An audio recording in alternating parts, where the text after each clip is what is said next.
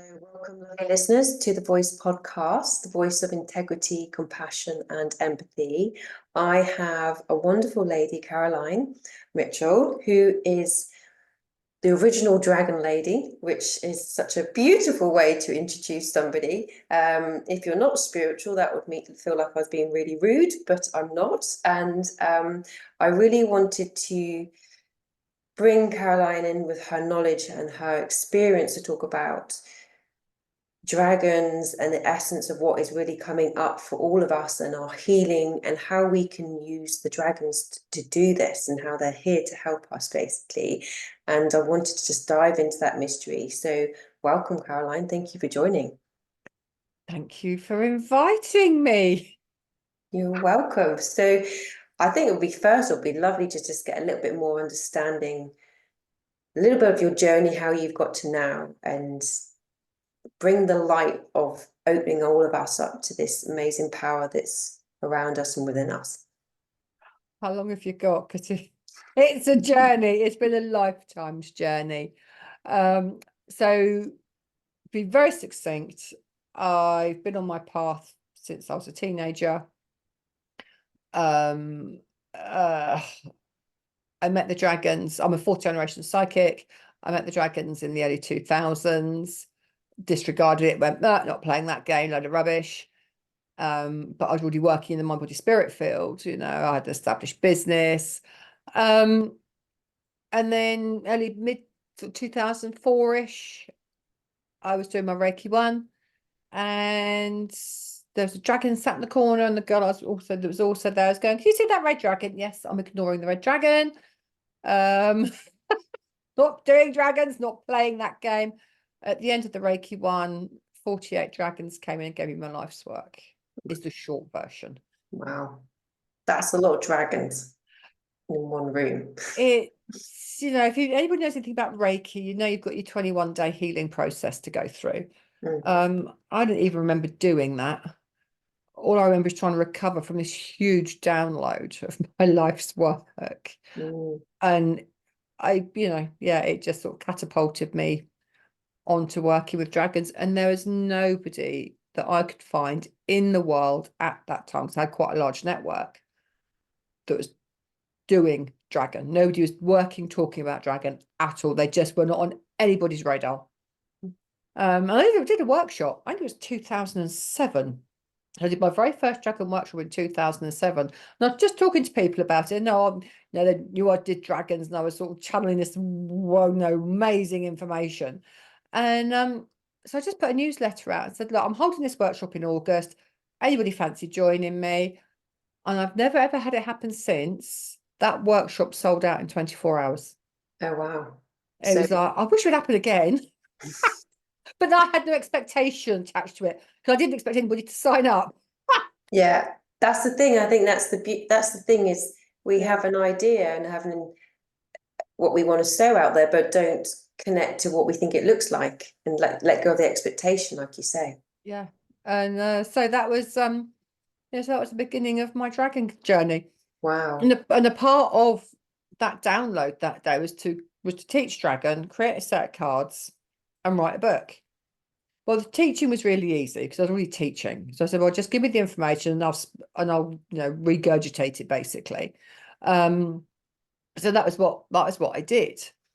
But the cards, that was another, and the book was a completely another ball game. That just took way over a decade. That took getting towards 15 years. Wow, that's a lot of work to come through, isn't it? And so, well, I mean, has that been channeling each dragon coming? The cards were written, as I call them, the profiles were actually done within 6 months.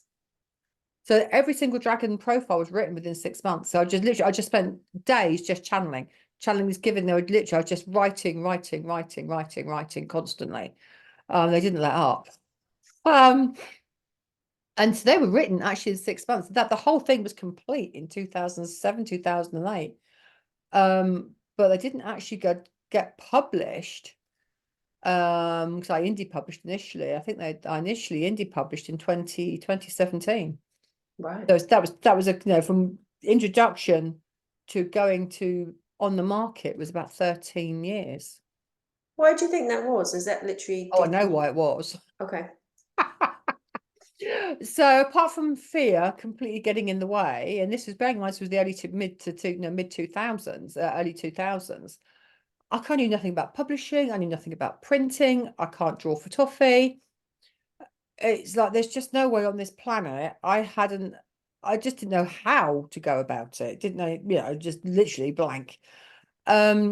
And again, fast forward a few years to the house we're now in. That was May 2013. We've been house hunting, and this is how the dragons work. And there's a whole series of synchronicities that brought us to being in this property beginning of May 2013. And I stood in the garden. My husband had seen it, and the house was empty. It'd been empty for months. And we stood in the garden this beautiful May morning, grass up to our knees. And I just stood in the garden and cried. And the dragons came in and went, "We're going to pick up where we left off. You are going to create us. You're going to re-pick up your work globally from this point." Right. I had no This idea is the how that was going to headquarters. happen. And then purchased the house, started to do the renovation work. And I had dinner with some friends. And it's not a normal sort of set of friends we have dinner with. It's my best mate's sister and her husband. Quite know how we got together with them. I can't remember. Universe doing its thing. And I was having a good old whinge, as you do, right, bitch, that I want to do these cards. I want to create this, but I don't know where to start. I've been trying to do this for 10 years. Don't know how to do it. Don't know where to go. And my chap that we were with, "Caroline, that's really easy. All you do is this, this, this, this, and this." I said, "I have no idea what you're talking about. You may as well be talking in French. Don't understand." So bless his heart, he then spent the next 6 Mondays showing me where to go and what to do and how to find what I needed to do to get the cards printed, how to find an artist, all this kind of thing. And anyway, so I all went through quite smoothly, got it all organised. I found an amazing artist out in Serbia. And the dragons came and said, Amazing. I've got your cards. They are beautiful pictures. Yeah. "Thank you." Mm. And I perhaps ready to sign the contracts. Friday afternoon, I was absolutely done, really heavy week. I thought, I'm not going to do that contract. I'm going to do that contract on Monday morning. Dragons came and said, "We're not working with him." Right. And it's like, seriously? At this point, I had an absolute hissy fit. I seriously threw my toys out and Yeah. told them what for. I went, "No, we're not working with him." And I said, "Then you better find a bloody artist that you're prepared to work with. Because you've got 48 hours to do it in." Lo and behold, 48 hours later, Tirish drops into my inbox. I'd already clocked his work. And to be fair, he's a fabulous artist. Mm. They are But pretty it incredible. wasn't the artwork that he had on his portfolio wasn't what I was looking for. It didn't tick my boxes. And the dragons were, "That's who's going to create us. That's who we're going to work with."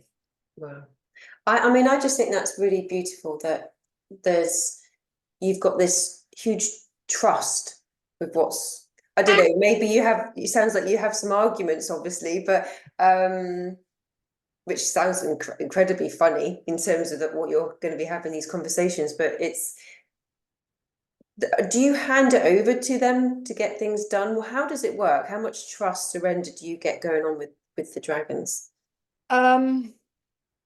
What I've discovered over the years is that actually we are our biggest blocks, and fear is what stops us. When it came to cards and creating the cards in the book, that was completely non-negotiable. I don't know how or why. I just know that I had to go through these steps. And I think the only thing that would have stopped me from doing it was for me to keel over dead. Okay. Because there was absolutely no way. It was like an invisible force that was driving me forwards. Mm. And I've got to say, I was in abject terror most of the time. It's like, what on earth am I doing? There's nobody talking about dragons. Little did I know at the same time I was creating my deck, so was Diana Cooper. We had no, obviously, no idea each of us were doing the same thing. And I literally just followed the steps that were laid out in front of me. So when the Tyrrell showed up, what absolutely blew my mind was that he lived in Oxford, Is that which is an hour from me. perfect? So we could actually meet in person. We could have lunch and talk about it and meet. And we actually ended up doing it on Skype because it was actually much easier because both of us had other things we were doing.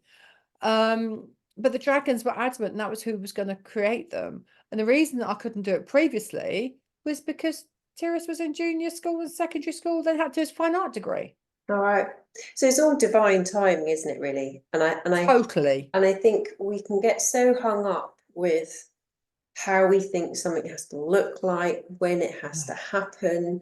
And it's really how we can get into that sync of just trusting and surrendering into that flow, but not to the point where you're just doing nothing. It's that balance, isn't it, of effort and effortlessness. And that experience that you said that you just had to do it, you don't know why, but you just had to do it. That's kind of like how I was with setting the Infinity Health Hub. It's like something I have just got to do, but I didn't know how, because, well, where's the finances going to come from? And then the next thing you know, the local government council's bringing in funding. So you couldn't even have dreamt, well, that's how it's going to happen. So we have to just sit back and just trust that it's going to unfold. But we can get so in our own way, can't we? And it's fear that stops us actually going after anything. Way back, so the turn of the century, we'd been traveling America, and we were in the States for the millennium.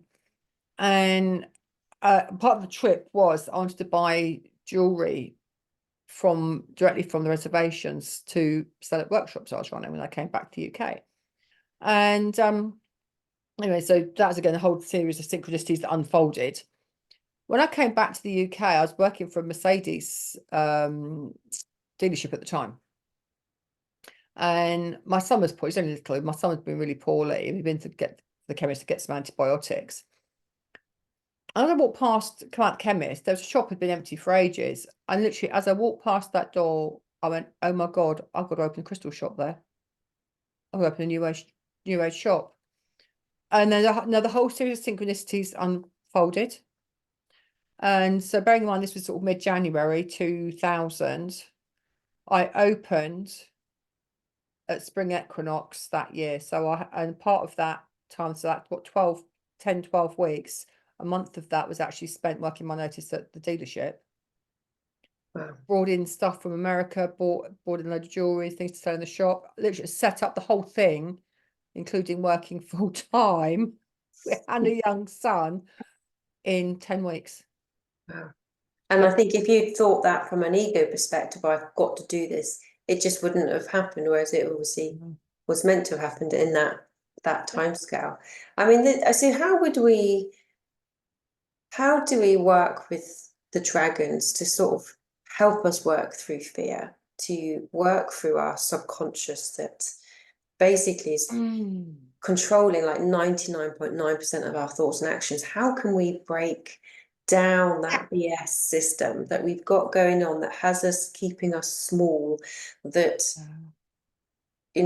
has us more higher in fear than in the higher like frequencies? How can we, which, as you were saying before we came onto this call, the dragons come from a heart consciousness there and that heart energy, which isn't just all love and fluff, which we'll go into. But how would you invite people to come in and work with the dragons?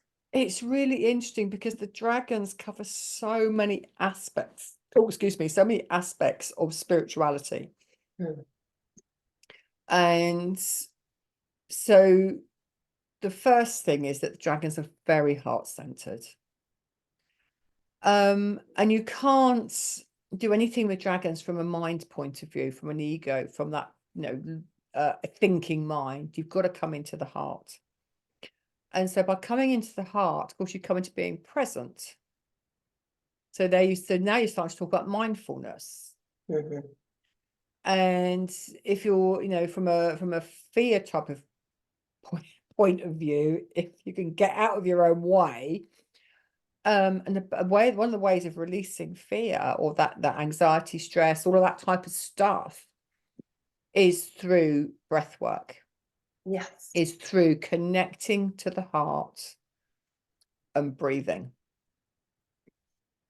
and being completely physically present in the moment. Mm. And the easiest way that I found to do that over the years, and the trick is to catch yourself when you're starting to get wound up and go spiraling, you know, mentally and emotionally, is to actually catch yourself starting to do it and make yourself slow down. You literally have to take everything really, or literally, into slow motion. Okay, so it's like you're doing the matrix, pausing, slowing, just Yeah, I that kind of, guess. but Yeah, you're managing it through your consciousness of connecting with yeah. your breath. And you just, so you breathe. It's like if you're making a cup of tea, I always say, look, do something physical. So if you're, you know, walk up or down stairs and feel every step. If you're washing up, slow it all down, fill the crockery. Don't stick it in the dishwasher, wash up by hands. Mm. Anything to bring you into the present. So going Because out, walking in the absolutely grass. connect with nature. Being sedentary when you're on a point of flight fight is not conducive, because what you've got adrenaline and cortisol and all that coursing through your body. You need to have a release. Things like, you know, Tai Chi or yoga, anything where you've got to slow right down and connect to the breath, connect back to your body, is a way of releasing a lot of that sort of angst that gets and Yeah, it's and I not. think that is the key, isn't it? It's because we're so conditioned to be in our heads Yeah, that we've forgotten the wisdom that's in our hearts and in our gut, our solar yeah, plexus, our body, right down to our toes. And it's yeah. like you say, when you're still, it just enables your mind to go off. You It's calm. about, if you're moving in your body, Yeah, then you're concentrating in your body and your connection and your those other senses, aren't you, in the yeah. breath work? So it's bringing that coherence, isn't it?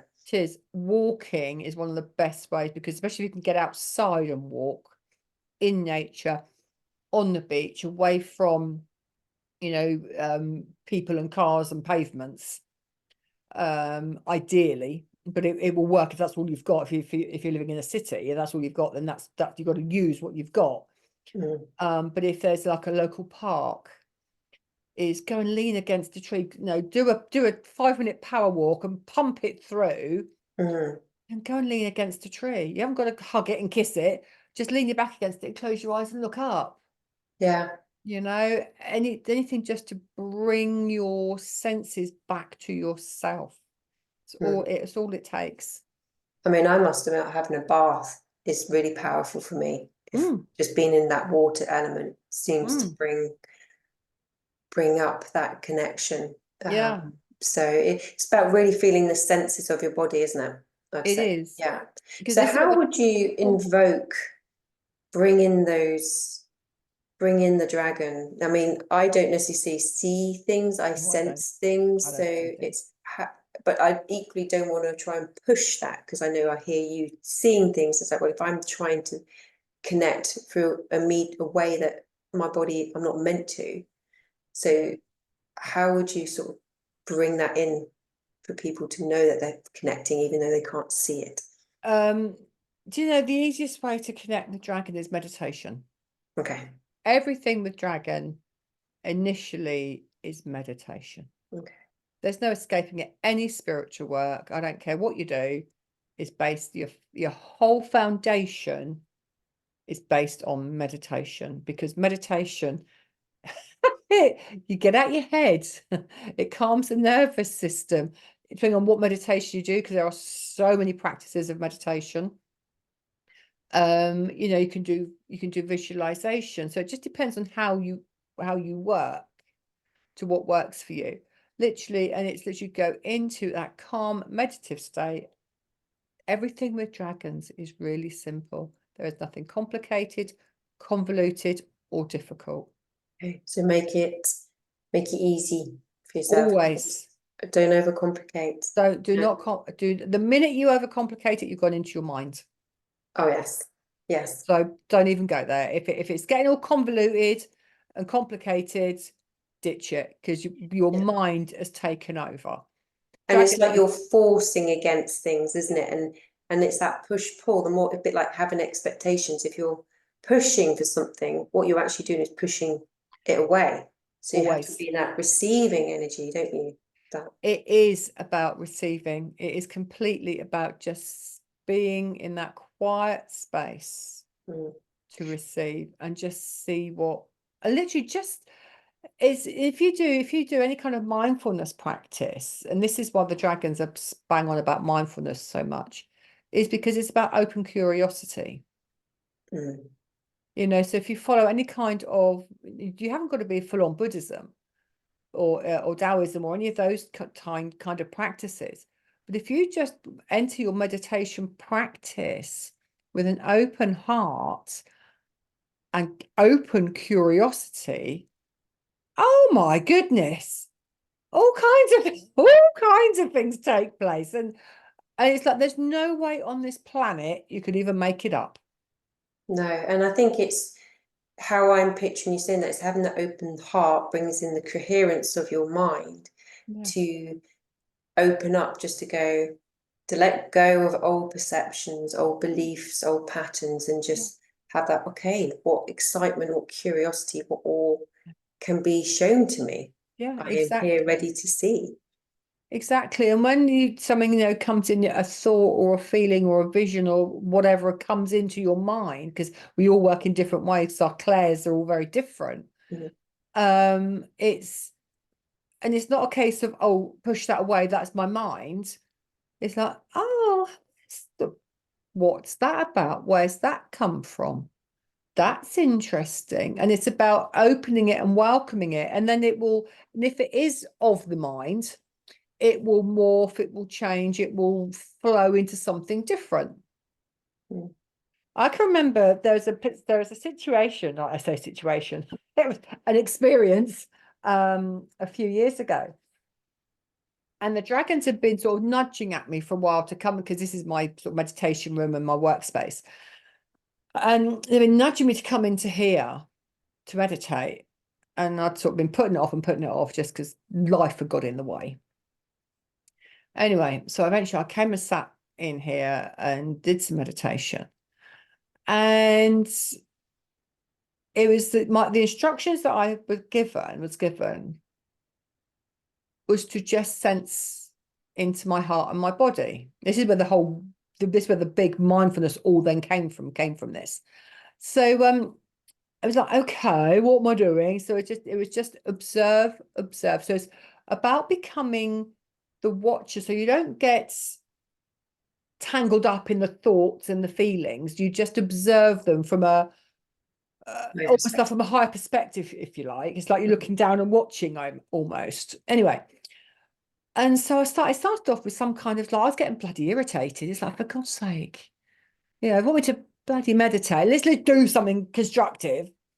And so it started off with irritation.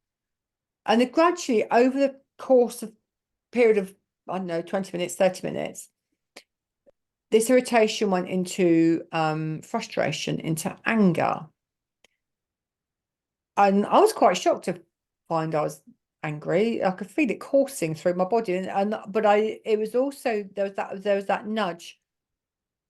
Don't analyze it. Just observe it, watch it, feel it. Don't get tangled up in it. Don't start getting into a dialogue with it. Just observe it, let it flow. So I sort of backed off and watched it, thinking this is really bizarre. It then went from anger to absolute white hot fury. Rage. Like, it was abject rage. And it was like, blooming heck. Christ, what the hell's going on? And from there it went to hatred. Okay. And I have never, ever felt such strong emotions in my life ever. And all the time this was going on, there were two dragons, a gold dragon and a platinum dragon, weaving in front of me, working through the heart. Wow. Mm. And it was like, what the dickens is going on? And it was, what it was is, this stuff is old. It's, some of it's historic, some of it's ancestral, some of it's past life. You no longer need it. And he was like, let it go, because let it go, let it go. So all the time I was observing without engaging, of course it was releasing. Yeah. Layers and layers and layers of stuff was releasing. And then they just filled me with light. Amazing. And that was my introduction to the Dragons of Light. Wow. I mean, that's incredible that you say that, because I've been seeing with my hands-on work in clinic, and it started off actually in August when we had the full moon Aquarius in Leo, and it was Okay. so much rage. Was like, I said, what do I need to let go in this full moon? And it was rage. It was collective rage. But it was really around the breast area, and it's like, okay, what is this? And it was collective. It was the rage of the feminine energy of being suppressed, Ah, the witch wound. abused.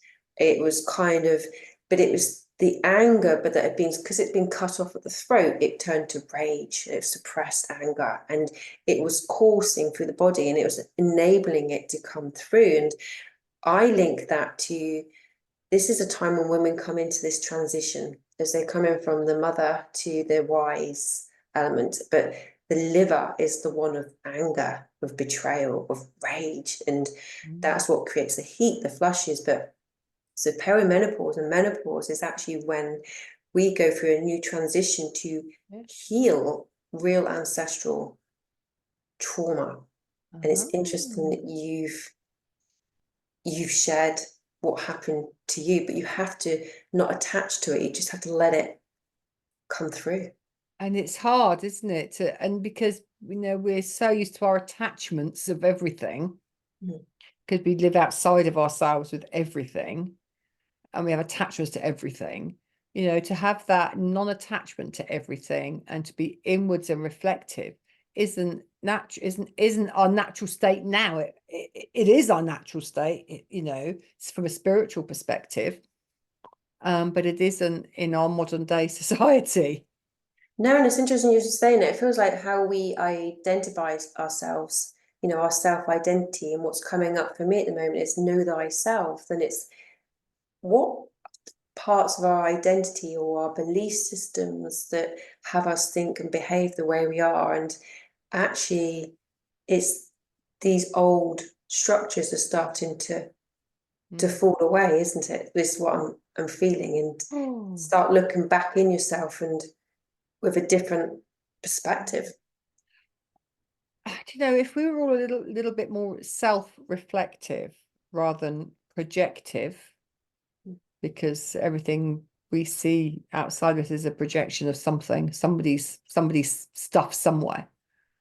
If we were all a lot more self-reflective, do you know what, the world would be a much happier, calmer place, happier, calmer place.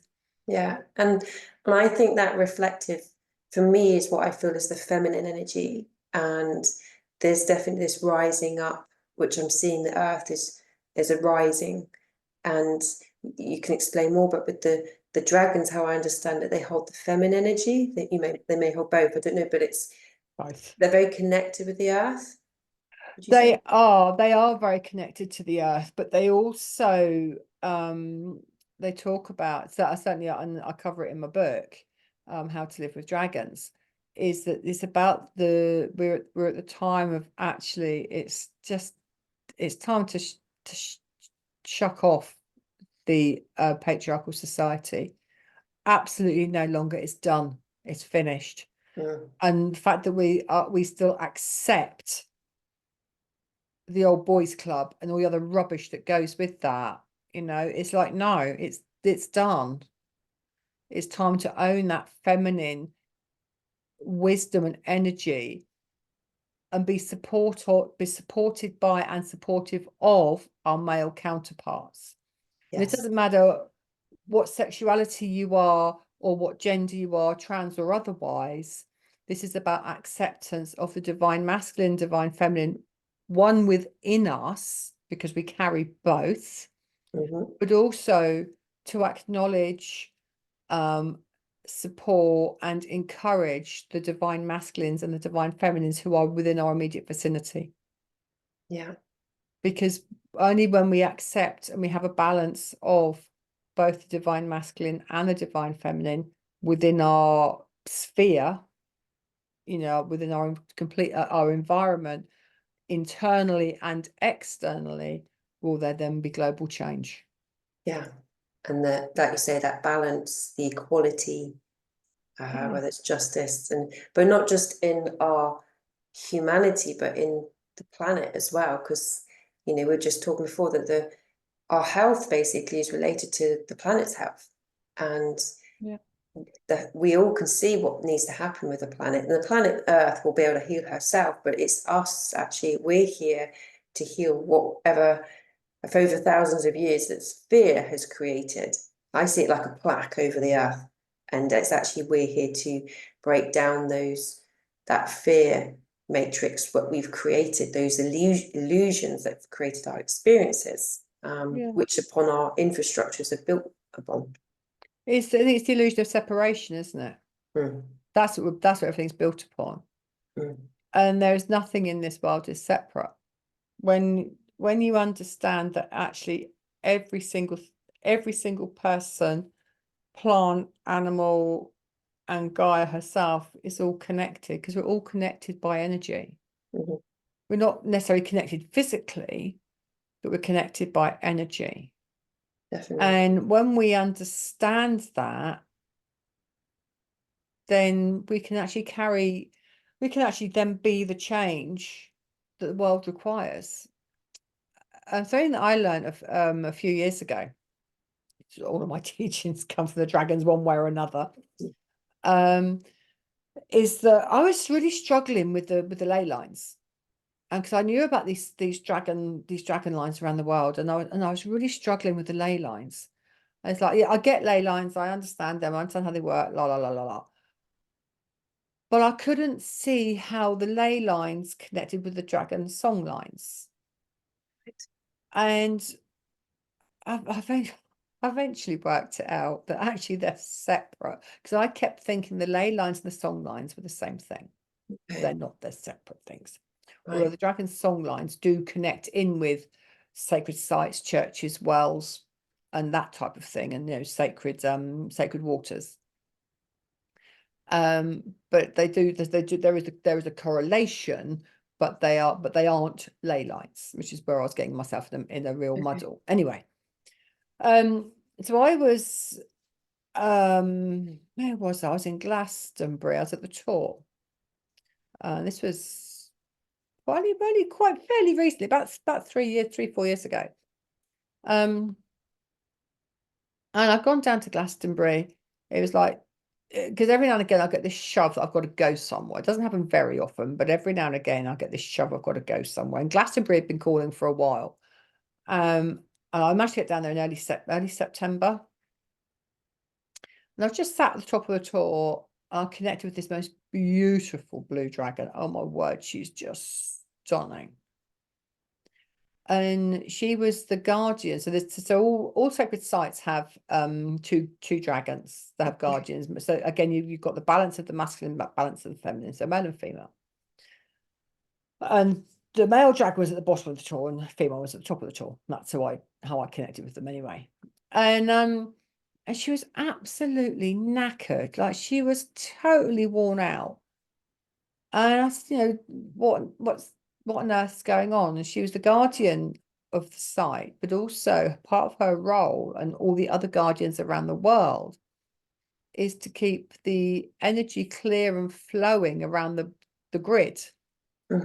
And what happens is, and you sort of alluded to this earlier, is when we go to places, particularly sacred sites. We love the energy of these places.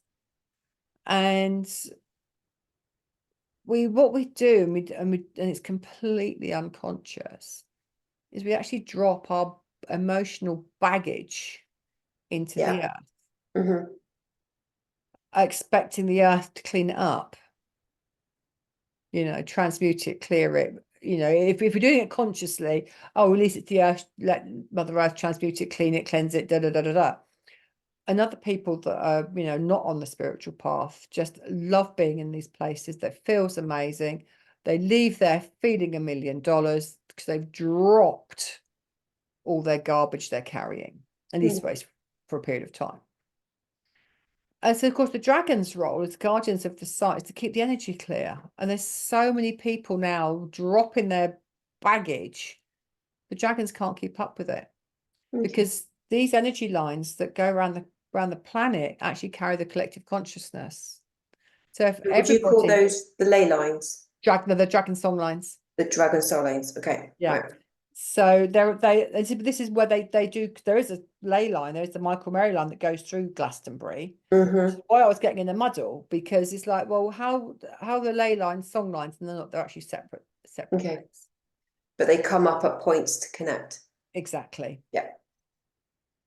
And it's so these song lines carry our collective consciousness. So of course, if everybody's feeling rubbish, everyone's feeling fearful, everyone's feeling whatever they're feeling, this all gets carried round the song lines on the collective consciousness because it's completely invisible.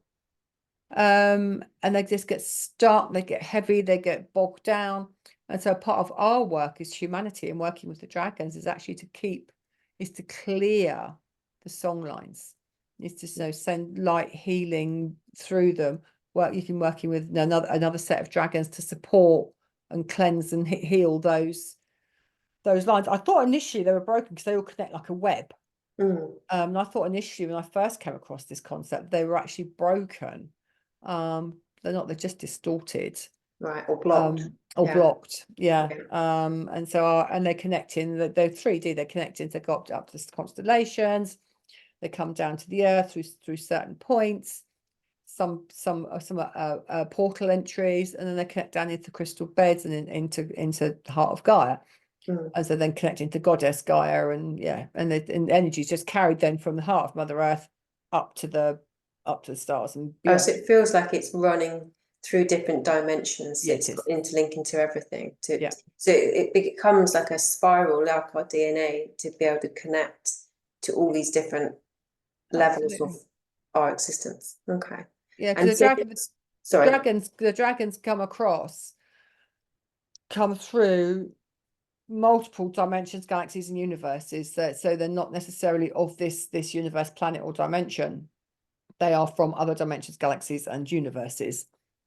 Right. Because you've also got the galactic dragons, which is like okay, yeah. So they're bringing in these key wisdom codings. So how I see it is that we become this conduit, this flow. So, enabling the light to come through us, and then through our roots, we come down into the sacred earth I do feel like that clears it, but inviting the fire of alchemy to cleanse it back to its natural form. And then that energy then comes back up and it becomes this overlapping, this spiral between the two, and it's about us. I see it about us becoming in balance with that flow. Would you agree with that's what we're doing? There's so many different ways of doing this, isn't there? And it's horses for courses. What works for one person doesn't work for another. So it's wherever the dragons are just one way of connecting back to the self, to doing your healing, to your growth, to supporting the planet. The dragons are one way of doing it. But you can use, there's so many modalities out there now. It's using what's right for you. And if part of your work is about cleansing, clearing, and balancing the planet, then you work with whatever's right for you. It hasn't got to be dragon. At the end of the day, we're all doing the same work. It's just that label or name that you attribute to it. My dogs are about to start barking because my husband's just come in. Okay, that's fine. So we touched upon it before we started about love, basically, and you said it's still not light and fluffy. No. And I was sort of saying a lot of, for me, for healing is about loving oneself, self-acceptance, and going through that. But love isn't what the class is just love and fluffy. It can be really frigging powerful when you, especially when anger has come up, because underneath that is self-love and self-worth, saying, I'm worth much more than this. So that's power of love coming up through the body. Yeah. It'd be interesting because we then talked about what's unconditional love. So I've been interesting to sort of see your mindset, your concept of what love is and how we're here to use it, basically. Big one. It is a big one. From a dragon's perspective, they don't like the word love. They don't like it. No, purely because it's lost its originality of what it really means. It's lost its depth. Because, oh, I love your hair. Wow, I love your car. New bag. It's like we've again it's lost its depth. Because love is, my God, it's huge. They've actually replaced it with a number of words. Grace is one of their favorite replacements. Acceptance, joy. What else do they use? As a whole, you can any other word you want to attribute to it, really. Compassion. Compassion is a big one. Non-judgment. All Yeah. of those type of things. All of those type Yeah. of things. Kindness, gentleness. And a phrase that came through the dragons brought to my attention: don't mistake my kindness for weakness. No. Yeah. And that really, yeah, that's the power of it, basically. There's compassion, Yeah. and there can be empathy, but it's not so that you become a victim. It's that energy that's coming up to be healed, isn't it? It's this, I've been seeing that for quite some time. It's this victim energy that somehow we don't think we're equal, or we're martyring, so we're giving ourselves Oh, away. yeah. And but also not just for ourselves and our relationships, it's also with the governance, isn't it? We've somehow think we're victims and we have no hope. It's about shifting, because even hope sounds fluffy. And it's like, actually, hope is really powerful. Powerful. It can go from nothing to something. And then you're creating a shift and a movement, aren't you? It is. It's about how it's which lens are you? The dragons have taught me which lens are you looking at life through. Mm. Are you looking at life through glass half empty, glass half full? Are you looking through the lens of it's everybody else's fault? Yeah. So they talk about accountability. They talk about personal responsibility, blame, projection, all that type of thing. So, and it's about so much of the work that they talk about is because we spend so much time feeling powerless because we're buffeted by everything that's going on around us. Actually, they try to teach us to, because all of it is basically, there's two things in life: love or fear. And everything that we do, and every action, emotion, or thought that we have or do is based on one or the other of those two concepts. Yeah. They're just the branches of the same tree. And it doesn't matter what other words or feelings you attribute to them, it comes down to love or fear. Yeah. And which way are you working with it? Which do you choose? Which do you choose? It's the story, isn't it? Which wolf do you feed? Yeah. And this is what's being shown. It's like fear will have us think we don't have a choice, Yes. which keeps us in that victim mode. Victim. When you enable yourself to come up to that higher perspective, Yeah.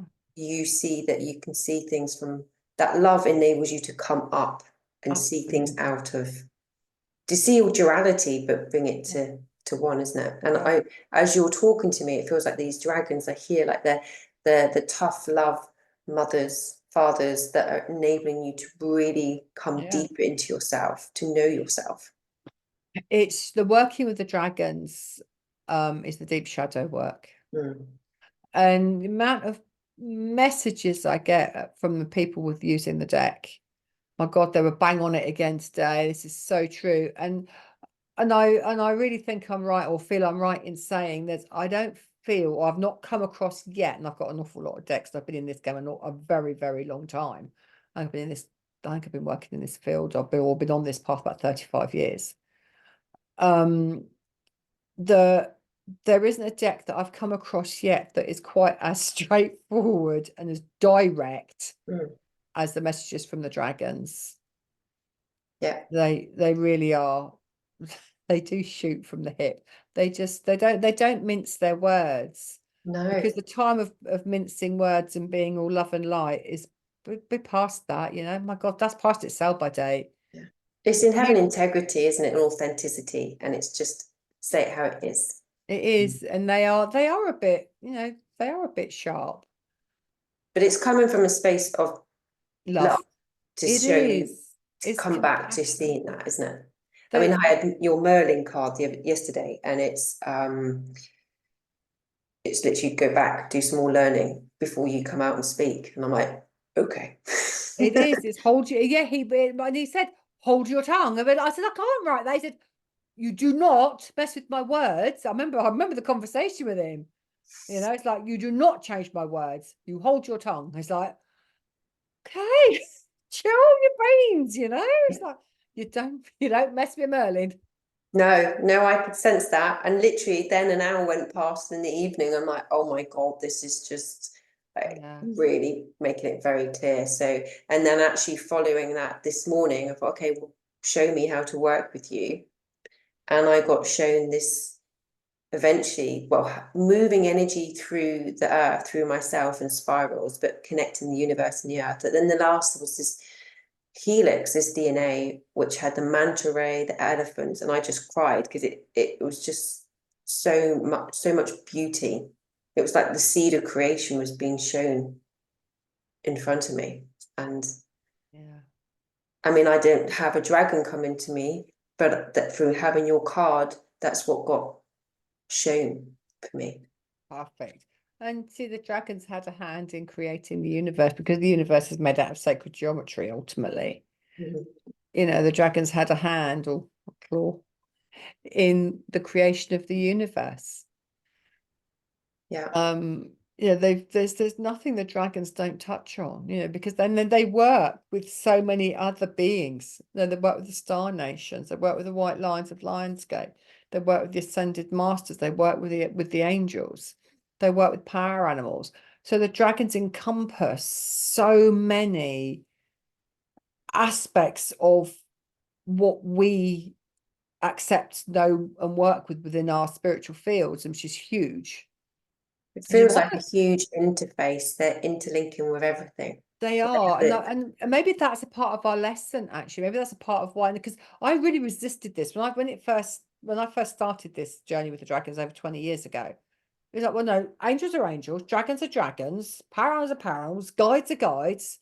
You know, they're all separate beings. They've all got their little box, because that's how the brain works. that's how we compartmentalize everything. You know, and it's taken me a lot of years to get my head around the fact that actually everything is connected. And why can't there be crossovers? Why should there be that distance or disassociation from one thing to the next? The And dragons yeah. connect everything together. And interesting as you're saying that, it took me to this cell of how we're born. There's one cell that divides into two and then multiplies. So when we have this concept that with our health, that something's in our medical practices is that not everything's separate, nothing's related. Yeah. You know, cancer, where it's got to, you'd have had signs all the way before then, in terms of before that appeared. And everything is interrelated. we've come from one cell. We're not Lego pieces. Let's have pieces put together, isn't it? So it's taking that from a physical and then expanding it out to an energetic. We're all one, isn't it? We are. Everything is. It is. It is all connected. It is all connected. Everything is energetically joined, isn't it? There is Definitely. no separateness. Which leads us on to basically your events that you're doing. Do you want to just go into highlight those Oh dates yeah, and quickly. what they're I about? did a little list. So 4th of May, we work with Beltane Dragons. So Beltane Dragons, one of the fire dragons. So it's about, what do you want, what sort of fires do you want to light under life going forwards? Everything I do is online because my audience is quite far flung, all around the world at various, all 4 corners of the globe. So there's an afternoon workshop with Beltane Dragons online on the 4th of May. 18th of May kicks off my first big dragon workshop in as far as it's over 6 months. So normally everything I do is normally just sort of like a day workshop, maybe a couple of days. This is actually a 6-month course working with the Dragons of Light. The Dragons of Light are a super clan. Within them, there's a number of clans. We're working with 6 of them. And we're working with the Emerald race, which connects to Bridget. We're connecting with the Sapphire race, who works with Mary Magdalene, working with the Golden rays, which is working with abundance and manifestation, working with the Ruby ray, which connects the heart to the root chakra, which is very interesting. Working with the Platinum rays, which is all about our divinity and bringing our spirituality and all of that wisdom, that infinite wisdom. Diamond rays, my feeling is it brings everything else together. Diamond rays isn't completely set yet, so it's very much it's all lots of moving parts. I've been working on this I discovered for over 6 years now. So I'm going through my copious amounts of journals and all the channelings they've given me about it, and I'm gradually putting it all together to form these six workshops. And then 26th of May, because I'm also a tarot teacher and tarot reader. Okay. So Lady of many talents. I am. I've been reading the tarot. I've been reading the cards for about well over 30 years. Right. And so I'm an accredited tarot teacher. So there's an accredited tarot course online again. So everything I do is online. So it's online. Starts 26th of May, and that's a 16-week course. And at the end of it, as long as you do your homework and you do your coursework, you will be an accredited tarot reader. Oh, wow. And so how would somebody go ahead and find you? What's the best sort of place to You your can get me website? on across all the social medias, so all the usuals, Instagram, Facebook, and YouTube. You'll find me under Caroline, the original Dragon Lady.